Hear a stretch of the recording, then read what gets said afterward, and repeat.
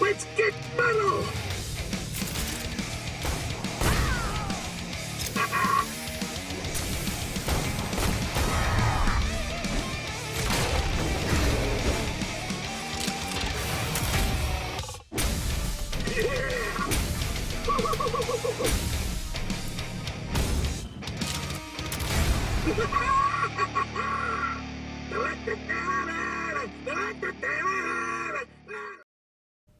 What's up, guys? How you doing?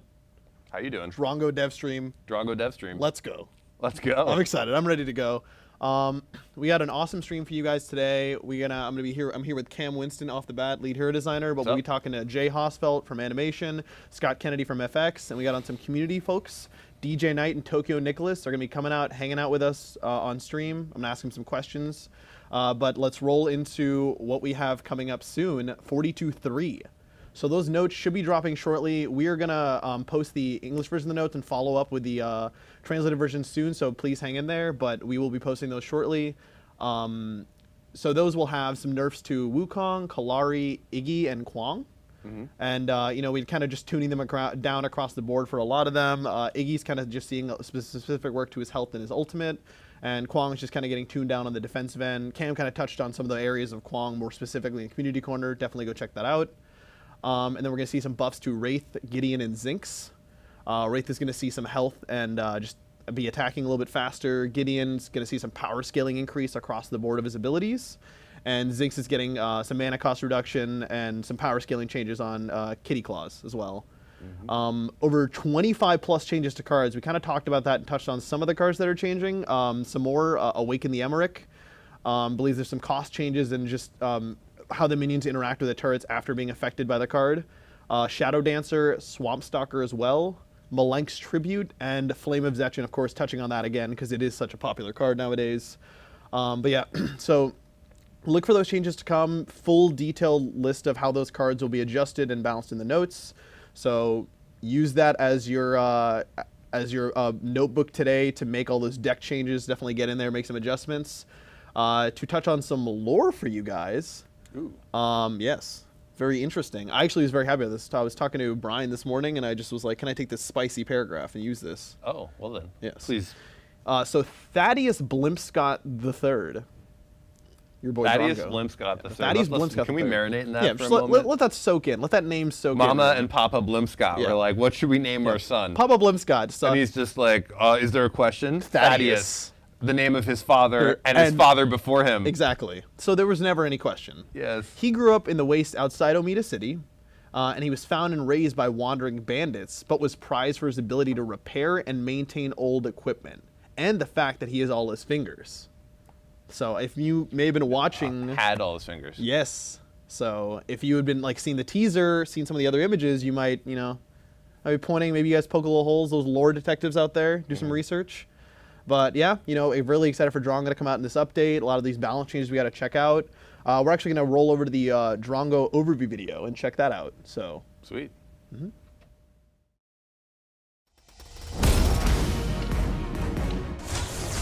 Drongo, the master of the scrapyard, has a tool for every situation. Though living in the chem waste of Omida has affected his mind, it has only made him more fearless and given him a keen sense for blowing things up. Rad rounds will load Drongo's revolver with uranium-tipped bullets. Landing basic attacks will apply stacking radiation to your target. After a short delay, the radiation will burst, dealing damage based on how many uranium slugs you've put into your target. Keep in mind, there is a short reload time before you can use rad rounds, so lock and load before engaging an enemy. Old Rusty is Drongo's trusty boomerang that deals damage and slows enemies' hit. Much like a boomerang, Old Rusty will return after being thrown, dealing damage to enemies' hit on the way out and the way back. You can even direct Rusty by looking in the direction you want it to return from. Gag Grenade will cause Drongo to chuck a tear gas grenade to a target location. When it explodes, it creates a silence field, meaning enemies cannot cast abilities while within the gas. a well-placed gag grenade can swing a fight in your favor. And finally, your ultimate is Shrapnel Cannon. Drongo unleashes his cannon full of shrapnel, dealing a huge burst of damage in front of him. The blast is so powerful it sends Drongo flying backward. Enemies caught in the blast will have their armor shred, and if they're close enough, will be knocked back. Shrapnel Cannon can be used to deal damage or to disengage fights. When playing Drongo, try to keep enemies at arm's length while you melt away their health with rad rounds. Old Rusty will slow enemies, making it easier to line up your shots. Old Rusty can also be used to slow enemies caught within a gag grenade, making it difficult for enemies to fight back. If you don't keep a safe distance from your enemies, you'll be sent to the scrapyard. Get ready to let the shrapnel fly as Drongo. That was great. A lot of swaggy plays in there. Yeah, some swag. And I am excited to get in there and make some of those plays myself. But first, Cam, let's talk Drongo. Let's talk Drongo. Let's talk about him, because I remember on Community Corner, Chris is trying to get those details out of you, but now I get the juicy details. Yeah, They're because he was early. Yes. You can't be early in these things. Of course, you got to be right on time. You got to be right on time. Yes. Yeah. So tell me about Drongo. What was what were some of the, when you were coming into designing Drongo, what were some of the goals you guys were trying to achieve when, you know, working through the kit, iterating?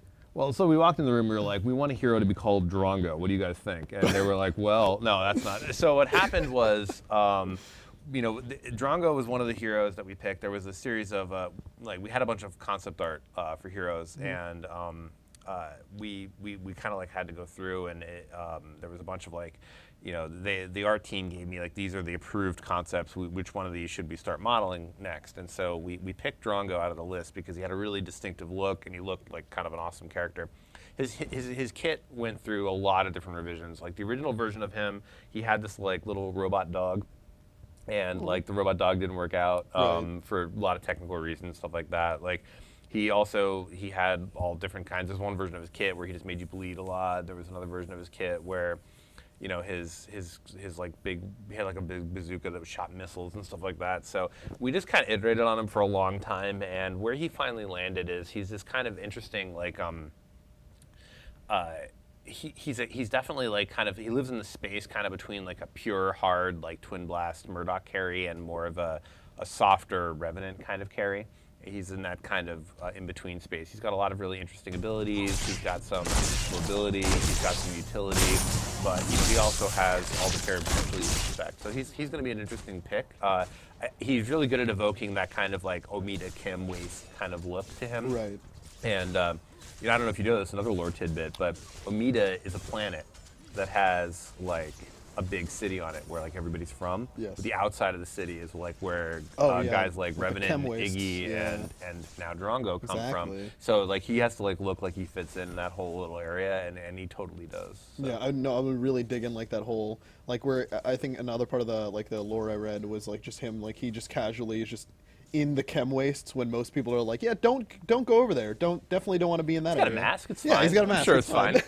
Yeah, you can Um, still get radio there and listen to some Shinbi tunes. Of course. Yeah. But yeah, this you know, he has some like really cool abilities, like old Rusty. You know, gotta Yeah. wonder what happened to new Rusty. Sticking with the old I one. told you earlier, like Yeah, he only had, it was just the one Rusty. was just one Rusty. And then it got old. And it was old And now it's now. old Rusty. Yeah, Like, of I mean, course. there's no new Rusty. That's fair, but like at some point you replace the boomerang, right? I mean, do you though? Obviously not. That's fair because it always comes back. Because it always comes back. Exactly. Hey. Perfect. Yeah. So, so with his abilities, you know, old Rusty, you throw the boomerang, it applies a slow. Gag grenade kind of has a silence on it, and then rad rounds, you're just applying like the stacking dot that will actually activate the damage. Yep. I like to call those DATs, by the way. Damage after time. Ooh, Yeah. I like it. It's a DAT. Yeah. Dat. Yeah, we're not the first game to have a DAT, but Yeah. I like Yes. that. Yeah, I've no, always it's- called them DATs. It's a good A terminology. little bit of a DAT. And then we've seen like the shrapnel cannon, which, you know, does not like knock himself back. Yep. Which is kind of an interesting mechanic in itself. So kind of he has a form of self peel, more in the sense that he has a mobility tool, like similar to Twin Blast when you were talking about that earlier. Yeah, but like Twin Blast can just like do it, right? Right, It's his like- is more tied to an like, actual he just ability. Gets to do it all the time. Whereas this is more of like a, do I want the damage? Do I want the self peel? Like, Right. you know, this is one of those things where it's like Drongo gets into kind of situations where it's like you don't really want to finish people with the ultimate because then you get far away from them, but you you kind of just shoot them, and then when they get on you, so it's kind of like, you know, when melees get on him, like he's got this way of disengaging, but also as he's shooting, he can, you know, kind of create that space and do that damage. Right, So. it's less so like I'm just waiting for everything so I can use my ultimate to finish you off, and more so I will use my ultimate based on the situation. Exactly, and there's like he's going to require a little bit more like kind of thought. He like I said, he lives in the space between the like the Revenant ability focused blow you up carry that doesn't scale as well into the late game, and the, you know, Twin Blast Murdoch ice super scale to the late game kind of carry. Right. So I mean, so we'll see him predominantly, or people playing him at least in that safe lane in that carry role, or have you seen people like, or like at least in some of these playtests trying different strategies? He's not the best laner, so I would not expect to see him in not a safe lane. I did actually, you know, one of our people in our design playtest once played him in the jungle, but that was kind of a clowny joke thing. And like Drongo out of the jungle was like this really weird thing. It's like, what just happened? He just shoots his way into your lane. Yeah, I mean, suddenly you're silent. You're like, wait, what jungler is this? And it was like, why is there a Drongo here? And then like I was so confused that it worked really well. But I mean, I don't really suspect that he's going to do very well in the jungle. I would expect that like he's going to be almost primarily a safe lane, and then like you're going to have that guy who really wanted to play carry, and you pick Twin Blast, but he still wants to be carry, so he's going to run Drongo in the off lane, and then he's going to feed and be like, terrible team. Like that guy. Of course, yeah, we discussed this in the community. Exactly, yeah. So he's going to play Drongo in the off lane, but like everyone else will probably be in the safe lane. Right. I mean, so do you think it's more so that he just is so, his tools are so oriented towards being in that safe lane? It's just, well, I mean, remember, like, what's the point of being in safe lane in the first place? It's like MOBAs are an economy game, and you're determining who gets the most money. He's a character that scales really well based on how much money he gets, so he wants to get a bunch of safe money. He doesn't really have any tools that stop him from just being completely destroyed. Like, he's got no early game ability. His silence field is fine unless you're like someone like Chimera who doesn't care, just hits you. Right? I mean, like, it doesn't actually matter. He can't out damage you because he needs money. Like, so what's he gonna do early game? Like, he'll throw his boomerang at you and hope for the best. And like, you know, it seems like he needs like a support to create space and make safety for him. I mean, you know, prove me wrong, but if you want, I don't. You heard him here first. Prove him wrong, folks. I mean, but like, don't like really though. I mean, like, don't be that guy. Like, I always say, like, you know, try cool things, but try it because you think it's going to work. Don't just try it because you want to troll your team. And especially like on a thing where like he's coming in on an update where we have other balance changes as well. Yeah. There's definitely a lot of new things that people will be trying. So if there's something you're interested in, is like, oh, I think he could be played this way. And this is like the first hero we're launching where the affinities aren't like tied to the hero specifically. So this opens up a whole breadth of opportunities for you guys to like get out there, revamp the deck for potentially like Drongo specific shenanigans. Because like I imagine like, so for example in team fights it might be a little bit different how he interacts with the fight versus like some of the other carries that are kind of going in, because he has like a lot of utility he can add to the team fight as well with that gag. Like we saw the gag grenade used on I think an engaging Narbash earlier where he just tossed it in and silenced and kind of just put a stop to that. A lot of times the play is like throw the gag grenade at your feet and then it's like you stand in it, and then it's like if you're a Countess, like that's it. Like, what do? You can't do anything. You just get shot. Nice. You know, I mean, like, so there's a lot of that goes on. Like, what do you do if you're like a Gideon and he's on top of you? It's like you have to like, you can't fight him in the silence field. Like, oh, another person shuts down totally Crunch. Poor Crunch. He only wants to punch, but he can't because punch. He's in a silence field. Oh, what a sad day when Crunch can't punch. I know. Then he will be a sad robot. Like, so it's like, so if Crunch like rolls up and you just throw that at your feet, and then you're good to go. So I mean, there's a lot of that goes on. But at the end of the day, yeah, like he's still a carry. He's still going to just shoot you. I mean, I'm pretty sure that most people still want carry things for him, and you know, and the dat. Look at like, you know, he's shooting this Crunch with this dat. I bet you the dat's going to blow up and kill him. Oh, it didn't. Well, that shows what I know. Come on. Rampage finished it though. But no, I mean you can kind of, and what you were speaking earlier about using the shrapnel cannon, like knowing when you're gonna actually use it to kill the person versus disengage, and I think that'll take a lot of it'll take a lot of practice to know the right situations to use that in. Exactly, it's just gonna be one of those things where it's like over time people are gonna learn it. I'm ready to see those swaggy plays though, because that'll definitely be like the cool guy like walk away, like you throw the gag grenade in, finish him off with the shrapnel cannon, just walk away the other direction. The real question is what you should ask our artists because I have an idea for them. Yes. But don't tell them I said this. Okay, I will not tell them. This will pretend it's your idea. Between me and us. them. What if we made a skin for Drongo where the gag grenade was actually like a gag grenade and it like showed up and this little like thing came out of it and it was like, it said like party or something? Because it's a gag grenade. Get it? Like, so anyways. I have the best skin ideas. So thanks for coming on this stream. Yeah, Cam. no problem. It was awesome having you on, just talking glad to the to be hero. here. It was no, it was good, and I think Drongo will be interesting seeing like how people build him because of the opportunity now, like just in terms of diversity and like how people really use these skills in team fights. Because like having more utility on a carry just makes it a little bit more interesting. Like when you get to those one-on-one duels, or you get to those like situations in safe lane where you maybe have like a 3v3 with the enemy jungler and your jungler. Yep. Cool. Yep, for sure. Next, we're going to have on Scott Kennedy and Jay Hosfeld to talk about animation and FX. People who actually make heroes. Yes.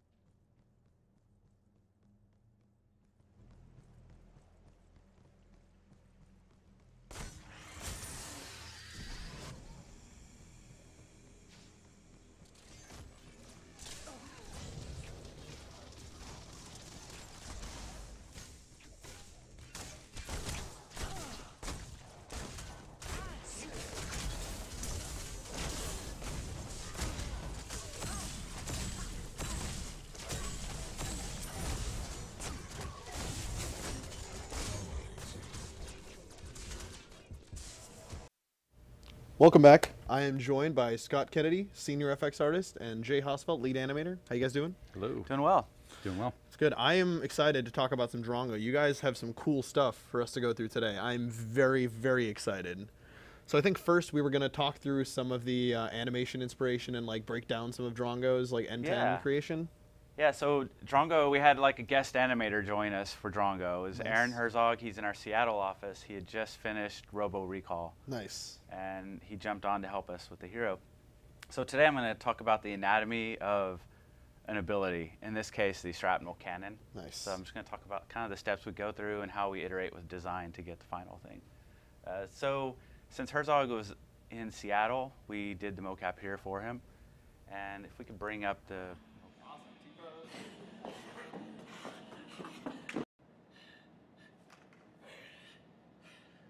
cannon and fire it. We didn't know how design was going to use it, so we just captured a bunch of stuff we thought they could use. Typically, for abilities, the animators actually keyframe a lot of them because the timing has to be very specific to gameplay. Right. But we still do mocap for reference. So we mocap this stuff to give to Aaron Herzog to use. And then so, to get it in for the designer, we can go to the next video. So this is very first iteration of Drongo's shrapnel cannon.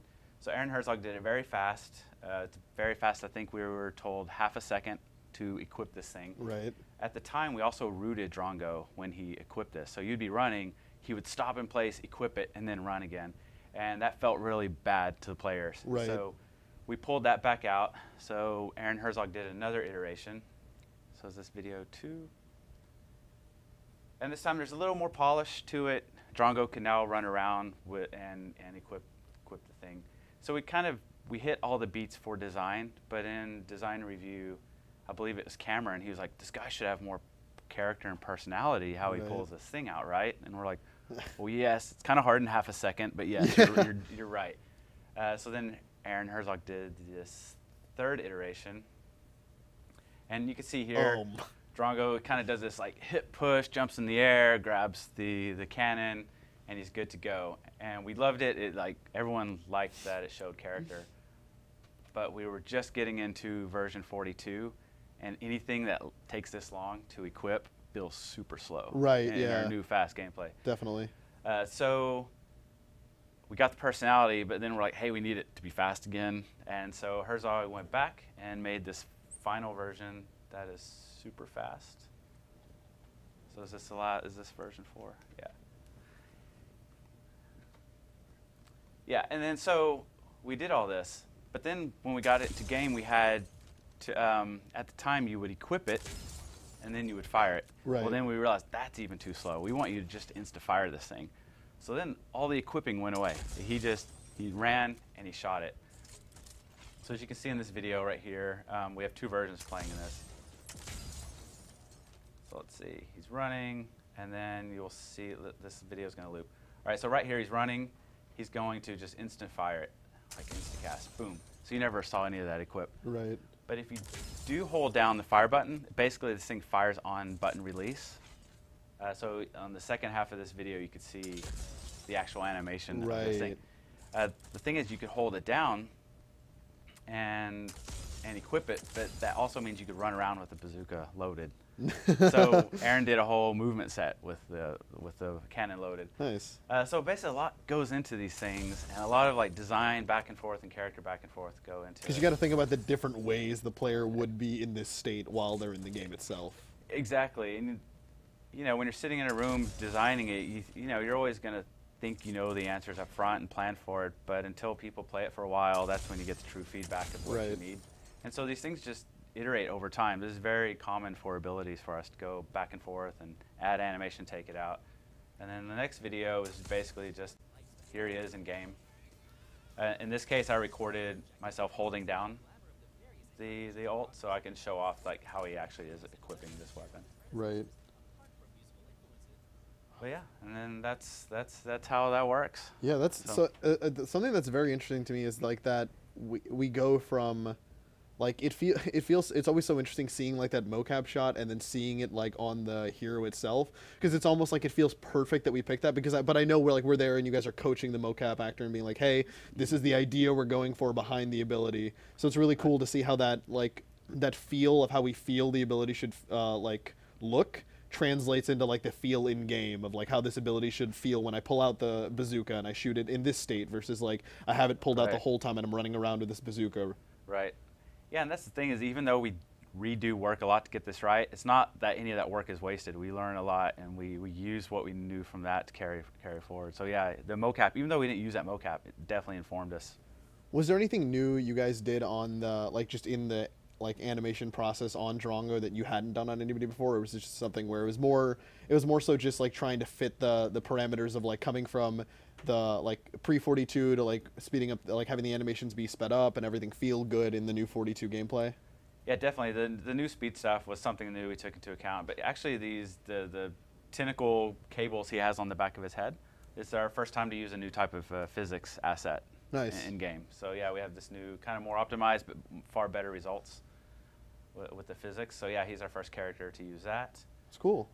And otherwise, yeah, he just had a lot of kind of additive animations and targeting poses and stuff. So he took a lot of animation work to get working. Definitely cool. And I know that in the pipeline we kind of we'll generally go design, and then we'll you guys will iterate and work together, and then when like animations kind of start polishing up, you guys move over and like start adding the FX on to really show and make the abilities pop. So I know Scott has some stuff he wants to touch on for FX as well. If you want to. Well, first I want to say I'm mostly just representing for Cheng Gong, who is an artist that works in our Shanghai studio, and you know the work speaks for itself. He did an awesome job. It looks so cool. So we kind of wanted to touch on Drongo being sort of the first hero that got designed effects-wise for 42. Right. So. Like in going all the way back to older gameplay when the attack speeds were slower and everything, we had to kind of like exaggerate effects to make them look bigger and feel powerful and feel good in the gameplay. But now that the gameplay is fast and responsive, we have to make the effects fast and responsive. Right. Yeah. And, part of this is we're gonna slowly be working through the entire cast of heroes and trying to make sure that effects feel good. They're snappy. They're out of the way. They don't cover your screen all the time, because some of the older stuff definitely it lingers maybe. Definitely, and stuff, especially with all the card effects and stuff too nowadays, it will get in team fights. It'll get a little crazy. Yeah. So this is just his base attack. If you go to the next one, it shows the rad rounds. This one was interesting because we had to communicate to to the player and also to the enemy players that this state was actually on. So if you look, like he puts on, like Jay and his team, they got the, like, he puts on this like canister on top of his gun. Yeah. And then we added like a glow. Oh, that's There's so just a cool. subtle little flash on his arm. Then there's a glow on the front of the gun, and then there's this sweet laser sight kind of thing that comes out. And so that way, when you see him, It's very clear yeah. he's doing something different than the normal Yeah. pistol. And I think that's super important because it is something that augments your basic attack. And most people just be like, oh, I'm getting Yeah. normally basic attack. I don't really know what's going on. But I think the combination of something is happening to me, something is on top of me that tells me that, and then the thing that is hitting me with that ice, it's different. Like Yeah. the whole, that canister, that's cool. I didn't actually notice that. and then the on the hero, you'll see with each stack, the effects grow basically. Oh, okay, cool. So like your first hit, it won't do much, and then by the sixth hit, you're like popping off with all the effects on there, so you know that you're about to take a big chunk of You damage. definitely know you're covered in Yeah. radiation. Yeah. So you can see here that was like 3, and the first one was just 1, and then this one will be like all 6 rounds in you, and the explosion at the end's bigger. And the, Oh, and the okay, yeah, that's effects- what I was yeah. going to ask. That's cool. Yeah, so that's one way that the effects team can work with design to make sure that it's all communicated without using like UI and stuff. Right, right. Yeah.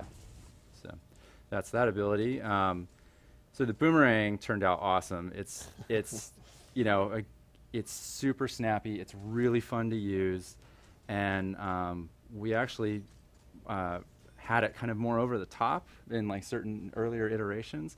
But it just the gameplay is so tight that we felt we didn't. Oh well, this is me goofing because with our debug commands I can test the No, of abilities. course, of course. So I just thought it was hilarious. Well, that we can kind of see what Cam was talking about on the community corner with you aiming where the Yes. old Rusty is going to come back. So you can kind of saw in that Yes. first shot, you throw the boomerang to the like the upper right corner, and then you readjust your aim sight immediately, so the Yep. boomerang picks the other point to start coming back to Yeah, you. and the trail on the boomerang is really important because of that.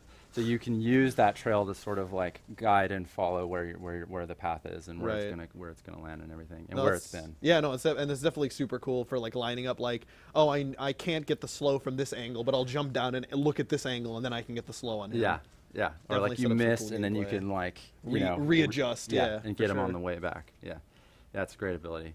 And then I think the next one is showing the alt, and so this one was a challenge because it had to be a big chunk of damage in a large space, and it had to go all at once.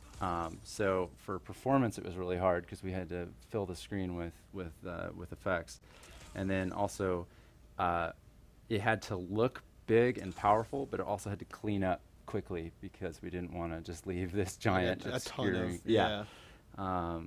And so this ability sort of got its birth, like visually wise, from Murdoch's shotgun, and then we had to make it much bigger, Right. and then feel more like we used a lot of like the sort of like dingy yellow, kind of toxic waste colors in his effects colors. So. No, like you can kind of see Yeah. the smoke afterwards, Yeah, stuff like that. like every ability kind of has this like sickly yellow green, so it all feels like it's toxic. You know? Yeah. Yeah. So,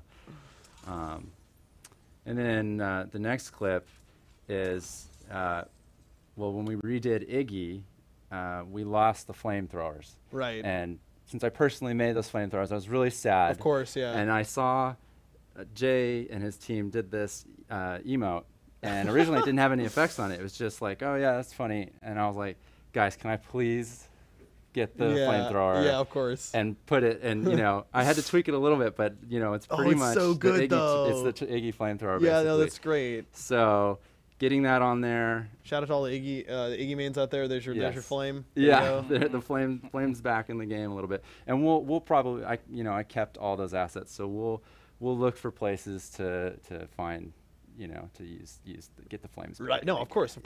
Yeah. I mean, I think that like that's super cool though, is because we can kind of like see.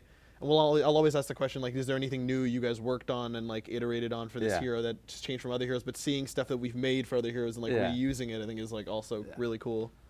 But actually, that perfect time for that question. Was there anything on Drongo when you guys were doing the FX work that, I mean, when he was working on the FX work that seemed like it was too out of your comfort space, or anything new you had to do, or was it more so just establishing the aesthetic of like that sickly? Yeah, the aesthetic went through a lot of iteration. Like, you know, it started out like super saturated greens and stuff like that, and sort of finding that balance of like, is it like, you know, does it look magical or does it look like a real weapon, you know, and kind of the middle of that, where it's communicating gameplay and kind of, you know, has some fantastic elements, but it still looks kind of gritty and realistic. Yeah. And like, you know, it's Epic Games. This guy is like in our wheelhouse as far as, you know, I mean, he's got guns, you know, and explosions. More than Shinbi. Yeah, more than Shinbi. Definitely more than Shinbi. No, I mean, and I think one of the other things is super important, especially because I was talking earlier with Cam about like those team fights using something like Gag Grenade. Yeah. It's very important to know when you're standing in Gag Grenade, because if I'm crunch and I'm just like, I can't punch, knowing why I can't punch would also be helpful. And it's, like with silence, that's something that can be jarring for some MOBA players, because you're just like, I want to act and I cannot act. What is the reason for this? Yeah, I should have made a video for it, but one thing that we have is the status effect, the actual visual effect for being silenced is really apparent. You get these big red, you know, energy beams that kind of suck down onto you, and then you get these like, it almost looks like, you know, it's like bad reception on a TV or something. Yeah, nice. No, that's cool. Yeah, it's just to like get it across that like, hey, something is happening to you. It's like almost like with the Countess ultimate, like with telling you very clearly that there is something that is occurring to you at this point in time. Yeah, exactly. But no, that's awesome. I'm definitely excited to get in there and try some crazy Drongo plays, and then of course purchase the emote immediately. Yeah. So that I can do this. Yes. I would just hope that hope I lean against an Iggy and I can just be like, I got flames too. Yeah, we're matching. It's great. Yeah, exactly. But awesome. Yeah. Thanks. Yeah. Thank you for coming on, guys. Always great to talk through the abilities and just get more into that dev process. Totally. Next, we're gonna have on DJ Knight and Tokyo Nicholas, some of our community members, and we're gonna hang out with them. Should be fun. But of course, thanks for coming on, guys. Yeah, anytime. Yeah, of course. Yep. See you. Bye.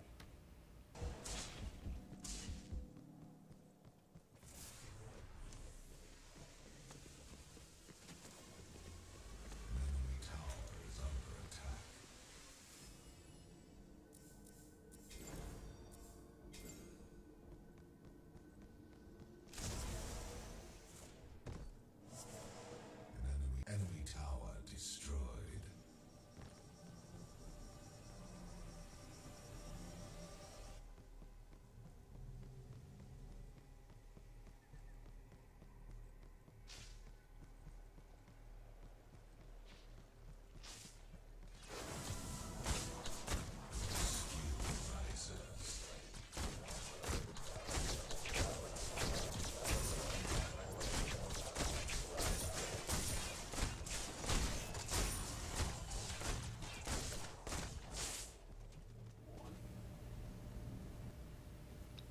What's up, guys? How you doing?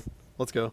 I'm here with my man DJ Knight. I'm here with Tokyo Nicholas. What's up, guys? How's it going? Doing all right. How are you? Good, dude. How was your guys' flights? No crazy. I always like to ask just in case there's crazy shenanigans. I passed out on my flight. Nice. It was awesome. Nice. Same. Nice. Perfect. That's always. I feel like that's a luxury I don't often have, and like I'm trying to fall asleep, and then something happens, like a baby will start crying. It's a finely honed skill. Yeah, exactly. I actually was seated right next to an angry baby. Really? And you slept? Yeah. I had the trick to sleeping, to not staying awake on flights, is to not sleep the night before. Don't sleep the night before you get on flights. Sleep very little. You heard and it then you here get on the first. flight and just. Then you're out. You're just. It was awesome. That's good. Awesome to have you guys out here for Drongo. Definitely excited for him to come out. I think that he has a lot of unique things with like the silence grenade and like having the knockback. I think that's a beautiful thing in the effect of having a lot of characters that have really good close abilities. So they get in close and then just, hey, no. How about you have these rad shots, though? Yeah, exactly. It's like, nice try. But so to like start it off, I was like asking the question of like, if Paragon's your first MOBA, how you got started into MOBAs, and like whether that's kind of your game you started somewhere else first. So if you guys wanna kick us off, DJ? All right.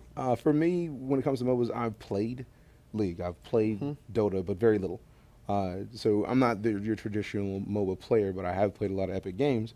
So when I still remember the website when they were revealed, like, hey, look, twin, hey, it's like Steel Murdoch. Like, for me, that was what got me into this. Like, I've played Smite, I've played similar games, but the feel of this one is what got me in the first place. Right. So for me, it was I'm trash tier in both of those games. Like, no League, no Dota. Like, don't even look for my name, cause, but I look for a game that is intriguing enough that the gameplay is fast enough and I get to have a blast. Right. And for me, this one fits that perfectly. Nice. That's good to hear. Well, for me, I've always gamed. First game I would say I really got into was World of Warcraft. You know, that's my man. That's a really immersive game. I loved the gameplay. I loved the visuals at the time. I felt like it was, you know, one of the best games for the feel of it, and spent a good time on there. But after WoW, I went to Han, League, Dota. I played all the MOBAs, and to me, I got sucked into MOBAs. I used to LAN party with my buddies. I would bring over Taco Bell. We'd all hook up our laptops together, and we just nerd out for the night. And you know, that really fueled my love for MOBAs, because it's like, you know, you got your little squad, and you're running up in solo queue trying to get other squads up. You know? When I first played Paragon, I kind of felt like the two mixed, like the immersiveness of WoW and the gameplay of MOBAs. Kind of like I instantly got drawn in. I'm like, well, I'm in love. Nice. So. No, that's like the original gaming, like that's like the LAN party love. Like, yeah. That's like that OG gaming strategy. But yeah, no, that's cool. So with Drongo coming out, I have to ask, what are your favorite heroes so I can judge you appropriately? Seraph. Okay. I was all about ranged carry until I played Seraph, Nice. and just I Seraph like is love and life. My second favorite would be Murdoch. Don't. Cool. Because just that snipe. Oh yeah. It's like somebody's like, oh yeah, I got away. No, you didn't. No, you didn't. No, you didn't. Psych. Right. And I don't know, like those two are my favorites. And then like some of the more recent heroes have kind of like snuck in, and I actually started to play Chimera. Nice. And whew, joyousness. You try the Chimera offlane, dude. I'm talking about. I've not tried Chimera offlane. I've done a lot of jungle. Sundown been yelling from the mountains about his Chimera offlane. There's a mountain. Sundown is on top of it, and he's shouting from it. Nice. I've seen it. It does work. Yeah, no, Yeah, I mean, like Cam even talked about in the community corner. So that's, I mean, how about yourself? My stream will know that my favorite character is and always will be Crunch. I don't care if he's bottom of the tier or if he's God tier. I'm gonna play Crunch. No, Crunch. So. Yeah, I've been like Crunch has snuck higher and higher on my list, just like sneakily. I'll just like pull off a cool combo in a game, and I'm like, oh my god, Crunch is my favorite hero. I just look what I just did. Right, the empowered dash. People don't realize. Yeah. Knocking people in your own fountain, into the team fight, out of the team fight. But ever since the release trailer from him beating up on Steel. That trailer. That's one of my favorite trailers, though. That one specifically. But yeah, no, and I mean maybe you'll have to check out your stream and check out the Crunch strats against Drongo. You know, the Cam saying that he's gonna have some trouble, so you be out here proving it wrong, fighting the good fight. Just run away. Let someone else deal with him. So. You know, when did you guys, I know, DJ, I know you stream, Tokyo Nicholas, I know, like, you stream as well. When did you guys kind of get started on that streaming train? Like, was it something that had been a passion of yours for a while, or something where you'd maybe seen some other streamers doing it and you're like, oh, I really want to be able to help people or educate people that way? You know, how did you get started on that train? For me, it was a mix of a bunch of that, actually. A buddy of mine knows that I've been gaming since the Atari 2600. So, nice. Throwbacks. My gaming goes way back, but he was like, dude, you need to be streaming because you're not, and do it. And I had, actually, at the time, I was teaching in a game design degree program. So for me, streaming was more of a way to research game abilities and whatnot so that I could kind of take that back to students and say, try this out. And then... God, that's super cool. And it was awesome when you work at a gaming, or teaching gaming, or work at a gaming studio. Games are research.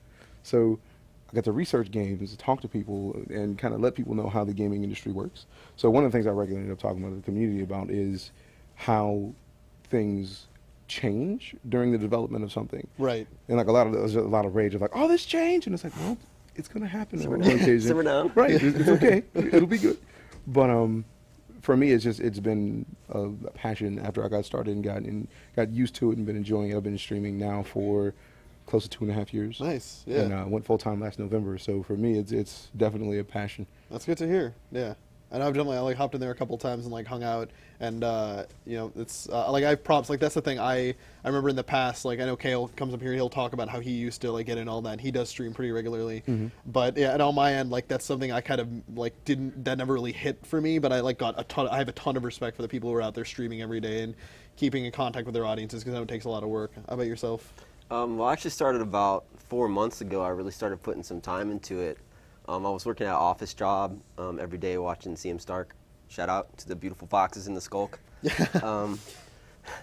You know, I really loved being in the stream and realizing that, like, you know, this guy's doing what he loves every day, and I'm sitting at the office watching him, hoping I could do it. And he reached out and he said, go for it. So I found myself with some more free time, and I put my effort into it, my mind into it, and really started loving it. So nice. That's good. That's always good to hear, because it's like the I could be doing that. I'm gonna do that. I should do that. It was like one of those real like chase a dream moments for me, and I hope everyone in their life has one of those real chase a dream moments, because it's a real feels good. So. Get out there, chase your dreams. Tokyo Nicholas 2017. Chase your dreams. Fire it. Just do it. Just do it. Fire it up. Do it.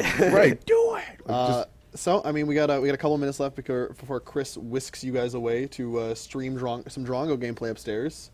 But until then, if you guys have some questions, I will do my best to answer them for you. Awesome. So, I have a community member that will roast me over the flames if I don't ask you a time frame on the Red Panda Iggy skin.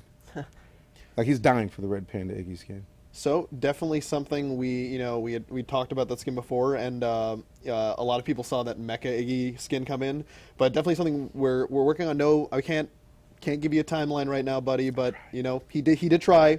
He was here. He asked the question.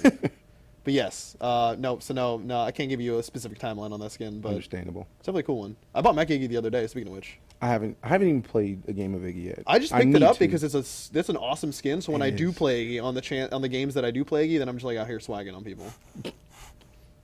Welcome in the room. Swag. Yeah. You want to go before? I don't want to ask all the questions. Yeah. Well, I'm a competitor in real life. I've always loved sports, and you know, I watch the LCS and League pretty much every single weekend with my roommate. You know, my question is, how much does Epic Games as a studio put focus into or care about the development of Paragon as an esport? So we definitely care about a lot of the competitive aspects of Paragon a lot. We released a couple of blogs leading up to the Paragon exhibition tournament, just discussing our philosophy towards esports and just going forward, and that we do care a lot about that. We do see, you know, the potential. We kind of spoke in the like back in the day about, like, you know, wanting to be grassroots, and like passion from the community is really what helps us drive this. So seeing a lot of the support around the exhibition tournament and a lot of support around the competitive community for the guys really feeling passionate about this and moving forward, something that is on our radar, and we'll give more information when we have more solid things to talk about in that space. But it's definitely like something we care a lot about, and we definitely don't want the people in the competitive community to feel like there's not. It's on our radar. We are there. If the exhibition tournament was any indicator of stuff to come. Right. It was a great tournament, and I know there are a lot of different segments of the community, as far as like casual, competitive, et cetera, et cetera. But most of my friends in the game come from the competitive community, so I really think that a lot of the concern that those players have is, well, to them, some of them, it feels like the game's being balanced from the bottom up. But from what I've seen just in the studio, it does feel that the game is being balanced from top down. Is there anything you could speak to as far as? So I mean, this is more, of course, like in a cam. This is more of a cam related question, and he's talked about before, like in the past couple of community corners where we talked more about hero balance, about how we make sure to take into account like multiple factors that may affect a hero, and just really understanding how much we've tested it internally to look at those numbers, how the hero's performing, and really inform the decision upon changing hero or adjusting it. Cam actually posted a very long, exhaustive post on the subreddit. If you should go check it out. He kind of just talks about how, you know, there's a myriad of those factors going in. So I think saying anything blanket, cut and dry, like we're balancing this way or we're doing it this way, is it's not wise to just like speak in the absolutes in that regard. But there are a lot of the factors come in, and we do always try and keep in mind this is how the hero is being played this way, this is how it's going to be played, this is how these people are playing it, because those are all important factors to inform upon the adjustments. Okay. Yeah. So with that in mind, since it's obvious that it's being taken an importance toward the competitive community, ranked play is something that is like pretty highly ranked upon like getting to the community, I'd imagine. Yeah, and it's something that we're working on and trying to get in like a version of ranked mode, because we've talked this. It's been a discussion topic and people have been asking like for an exact ETA, but it is something that we are working towards. Like it's something we definitely have on our radar, and the closer and closer we get to it, we're able to give more of a specific like, here, this is what you can kind of expect more out of ranked mode, rather than just kind of being like, oh, it's coming, this is kind of what it'll be like, and more just give you guys a solid understanding of what you can expect. Right, sort of like the lead ups to like when 42 came like, out, there was like 4 or 5 blog posts kind of leading up to it. Yeah, and I mean, I wouldn't, of course, not going to say anything we're going to be the exact same amount of information or it's going to come in the same cadence, but you can expect, like, as we get closer to finalizing what that ranked mode looks like, we can give you guys more specific information. Sweet. And just be as transparent as possible on that front. Okay. One last question, unless you had one first. I have one. Go right ahead.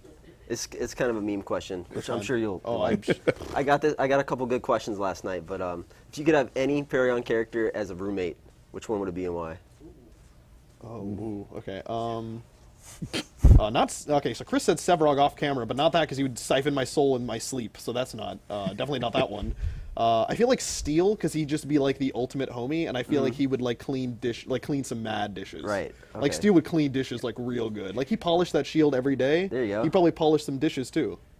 That's what I'm saying. To do. I cooked, handled those dishes, good sir, and that sounds like easy. a good balance. Yeah, it's a good deal. What about you? Murdoch. Easily, because I want to wear the armor, and I want to hold the gun. Enough said. Give it to me. That's true. And you have like the head of the Amita police just like hanging out with you. Right, so you don't have to worry about anybody trying to come take you out. Of course. Because guaranteed he's got backup. Yeah, he's there. You call Bellica in. Right. There you go. Problem solved. Easy.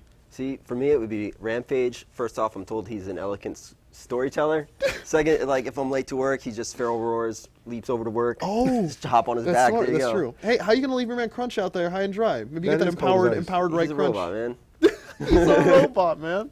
I was told the only good answer though is Narvash. I wasn't given a why, but That's okay. It's Narvash. Well, if you think about it, since he's good at what he does, you wake up in the morning, man, I'm feeling groggy. Let me help you out with that. Yeah. Problem solved. I'll play you the song of my people. Right, feeling refreshed every morning. You can't really beat Wake that. up some pretty music. Yeah. The last question I had was more toward character design. One of my community members asks, when you go into making a new character, are you planning for that character to be a specific role, or does the role come to the character after you've kind of got some concept art, some ideas on how you want that character to play? So we've kind of talked about this before, whether it's like an art inspires design or a design inspires art. I think in most cases we're kind of just like, since we're working these heroes so far out to be able to create, render, model, and everything, Cam spoke about how they were given multiple concepts for Drongo, and it was like, hey, we have this idea of a hero who does these things functionally, and then, oh, this hero kind of looks like that, but maybe all these abilities don't perfectly fit with that hero. So now it's a back and forth discussion. So it may start on one end, so it may start on the art end where it's just like, hey, we have a hero, and then it's like design end is like, hey, we have this kit, let's see if these work together. Right. But it could also be like the design of like, hey, we have this hero that feels like this, oh, that art is perfect, let's roll with this together, and now we have less iteration to work on in terms of like maybe where the kit goes or where the art goes. Because I know that we saw early iterations of Iggy, and like Iggy way back when, where him and Scorch were like definitely not the finalized version they are now, and it took a lot of art iteration, whereas they had the kit idea of like having the turrets, the flame turrets, pretty locked in early on. Right. So I think it's definitely more and more a hero by hero basis, but there's a lot of inspiration between if the art and that art and that fantasy we're trying to accomplish out of that hero match up, then it makes it a lot easier to iterate upon it. Everybody's on that same page and can work through that. Nice. But yeah, I don't want to steal you guys away from Chris for so long. But any last minute questions, memes, anything you want to hit me with? This is your chance. You're on stream. I'm full of memes, and I gotta suppress them. I got it. I understand. I respect it and I appreciate it. But thank you guys for coming out. I hope I'll see you later today, of course. Enjoy your Drongo games. We want to see some swaggy plays, of course. Of course. Expecting it. Only the best. Swag. But be sure to check these guys out. We will be hosting them. And then I will be answering some short questions while we wait for them to get set up. But thank you for coming out, guys. Thanks for having us. Thanks for coming on. Appreciate it. Of course. Thank you. Yeah.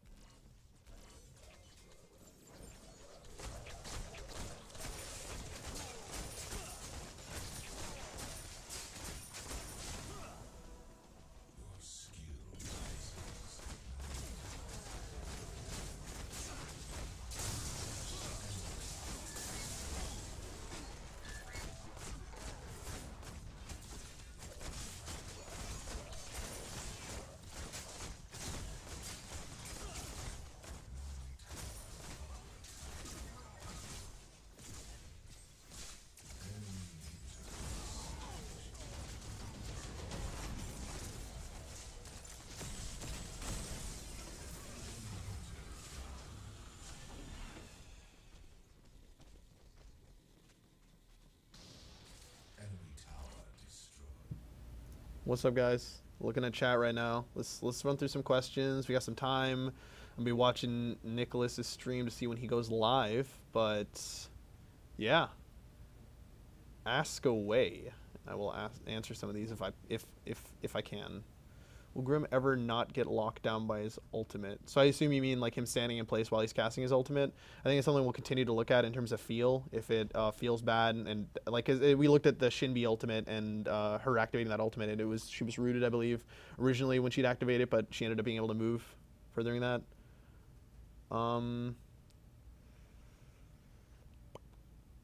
Let's see.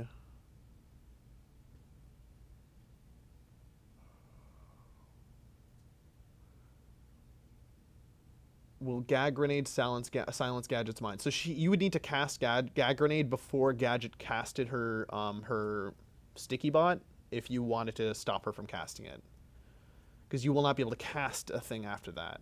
So the reasoning behind the lack of counter surf, you can kind of get more context how Mao is into that in Cam's comment on Reddit right now.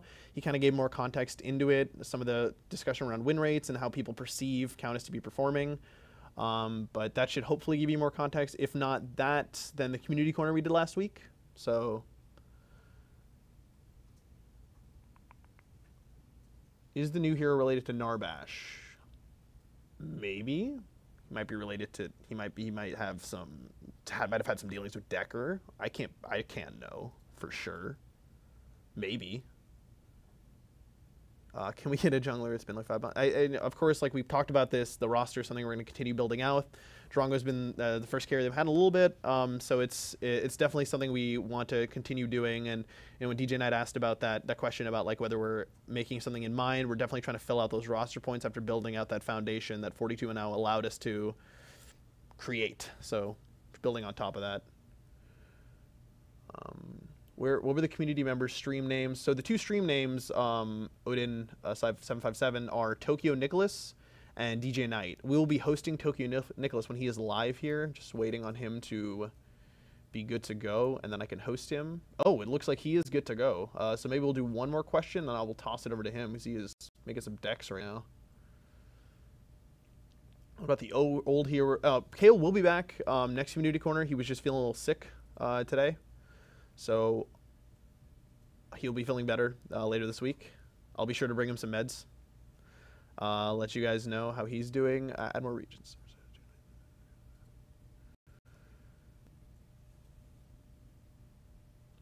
Yeah, you might have seen some of that arted map. I don't know. Maybe some art. Did we show some art on the map this stream? I don't remember. Maybe you go through the stream VOD and check that out. But let's see if I can find one more. Well, the characters have voiceover someday. We are actually talking about some of that, like getting some of that recording in and really working through that. It's a longer process, but we're starting to do that. We actually got some new VO folks to help work on that, so definitely something that's happening. It is happening. So I am going to shout out to Nasri Trust in chat. I am going to toss it over to Tokyo Nicholas, and you guys can have some fun with him and have some fun with Drongo. Yeah. So it should be fun. Gonna make sure I get this right. Yeah, host Tokyo Nicholas. Awesome. Just 1 second here.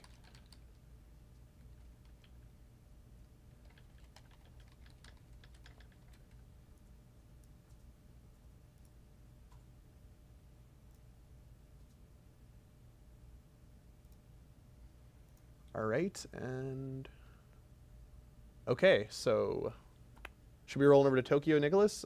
Thanks for coming on the dev stream. Appreciate having you guys, and have a good one.